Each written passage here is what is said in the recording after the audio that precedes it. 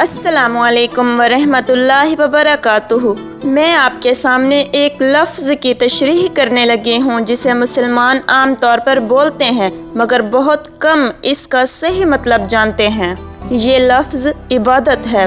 اللہ تعالیٰ نے اپنی کتاب پاک میں بیان فرمایا ہے کہ وَمَا خَلَقْتُ الْجِنَّ وَالْإِنسَ إِلَّا لِيَعْبُدُونَ، یعنی میں نے جن اور انسان کو اس کے سوا کسی اور غرض کے لیے پیدا نہیں کیا کہ وہ میری عبادت کریں۔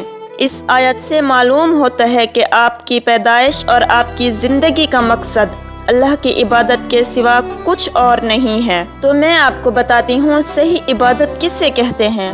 صحیح عبادت یعنی جس عبادت کے لیے اللہ تعالیٰ نے آپ کو پیدا کیا ہے اور جس کا حکم دیا ہے، وہ عبادت یہ ہے کہ آپ اپنی زندگی میں ہر وقت ہر حال میں خدا کے قانون کی اطاعت کریں اور اس قانون کی پابندی سے آزاد ہو جائیں جو قانون الہی کے خلاف ہو۔ آپ سے کیا جانے والا ہر کام اس حد کے اندر ہو جو خدا نے آپ کے لیے مقرر کی ہے۔ آپ کا ہر فعل اس طریقے کے مطابق ہو جو خدا نے بتایا ہے۔ اس طرز پر جو زندگی آپ بسر کریں گے وہ پوری کی پوری عبادت ہوگی۔ ایسی زندگی میں آپ کا سونا بھی عبادت ہے اور جاگنا بھی، کھانا بھی عبادت ہے اور پینا بھی، چلنا پھرنا بھی عبادت ہے اور بات کرنا بھی، حتیٰ کہ اپنے بچوں سے پیار کرنا بھی عبادت ہے۔ جن کاموں کو آپ بالکل دنیا داری کہتے ہیں وہ سب دین داری اور عبادت ہیں۔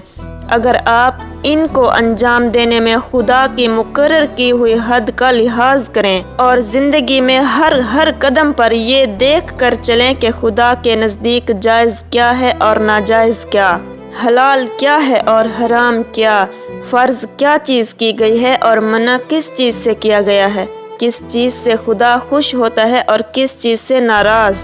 مثلاً آپ روزی کمانے کے لیے نکلتے ہیں۔ اس کام میں بہت سے مواقع ایسے بھی آتے ہیں جن میں حرام کا مال کافی آسانی سے آپ کو مل سکتا ہے۔ اگر آپ نے خدا سے ڈر کر وہ مال نہ لیا اور صرف حلال کی روٹی کما کر لائے تو یہ جتنا وقت آپ نے روٹی کمانے پر صرف کیا یہ سب عبادت تھا، اور یہ روٹی گھر لا کر جو آپ نے خود کھائی یا اپنے بیوی بچوں کو کھلائی یا دوسرے رشتہ داروں کو حقداروں کو کھلائی، اس سب پر آپ اجر و ثواب کے مستحق ہو گئے۔ آپ نے اگر راستہ چلنے میں کوئی پتھر یا کانٹا ہٹا دیا اس خیال سے کہ خدا کے بندوں کو تکلیف نہ ہو تو یہ بھی عبادت ہے۔ آپ نے کسی بیمار کی خدمت کی یا کسی اندھے کو راستہ دکھایا یا کسی مصیبت زدہ کی مدد کی تو یہ بھی عبادت ہے۔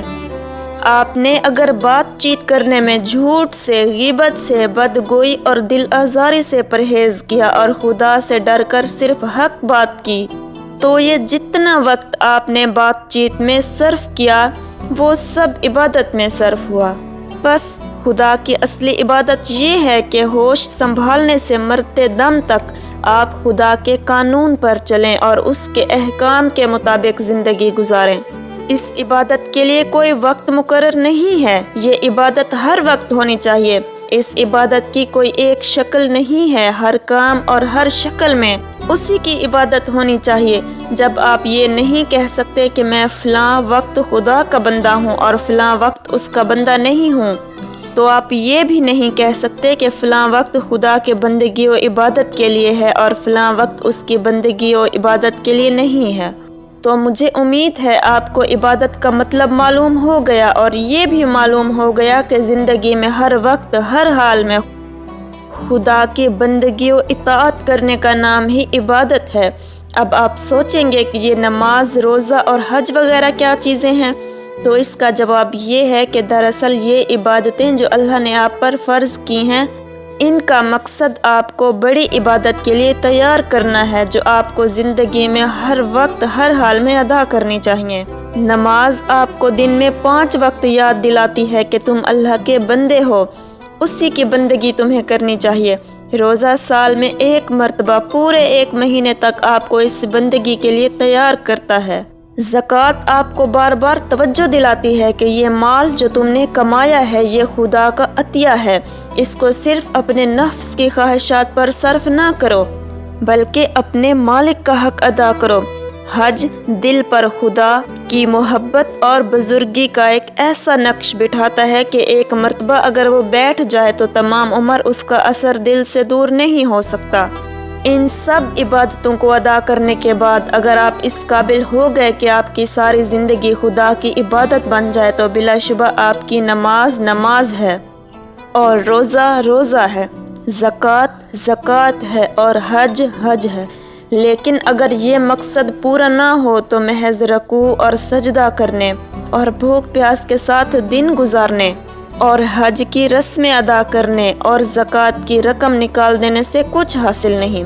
ان ظاہری طریقوں کی مثال تو ایسی ہے جیسے ایک جسم کہ اگر اس میں جان ہے تو وہ چلتا پھرتا اور کام کرتا ہے تو بلا شبہ ایک زندہ انسان ہے، لیکن اگر اس میں جان ہی نہیں تو وہ ایک مردہ لاش ہے۔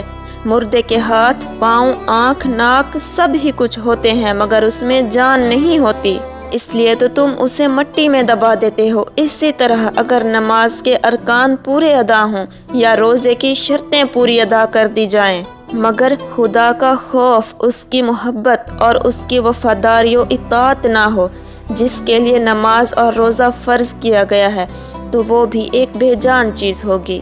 اس لیے عبادت کر کر کے فرشتہ بننے سے بہت بہتر ہے انسان ایک اچھا انسان بن جائے کہ اس کی گزرتی ہوئی زندگی بھی عبادت میں گزرے۔ وہ سوئے جاگے اٹھے بیٹھے یہ سب کام اس کے عبادت میں گنے جائیں، اسے کہیں گے پھر اللہ تعالیٰ کی اصل عبادت۔ آپ سمجھتے ہیں کہ ہاتھ باندھ کر قبلہ رو کھڑے ہونا، گھٹنوں پر ہاتھ رکھ کر جھکنا، زمین پر ہاتھ ٹیک کر سجدہ کرنا اور چند مقرر الفاظ زبان سے ادا کرنا، بس یہی چند افعال اور حرکات بجائے خود عبادت ہیں۔ آپ سمجھتے ہیں کہ رمضان کی پہلی تاریخ سے شوال کا چاند نکلنے تک روزانہ صبح سے شام تک بھوکے پیاسے رہنے کا نام عبادت ہے۔ آپ سمجھتے ہیں کہ قرآن کے چند رکوع زبان سے پڑھ دینے کا نام عبادت ہے۔